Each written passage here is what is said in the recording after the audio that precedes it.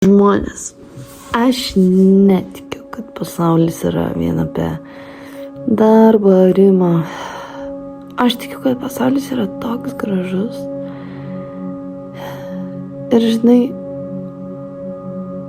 aš labai noriu tikėti, kad tas kiekvienas veiksmas, kurį mes padarom arba kur mumis ten įveda, nuveda, tai yra vienas iš laimės, iš gražių dalykų ir kartais mes net nematom, kad tai galimai yra geras mums scenarijus.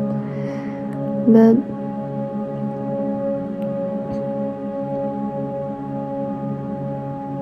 atrodo ta gamta, tiesiog nuostabi.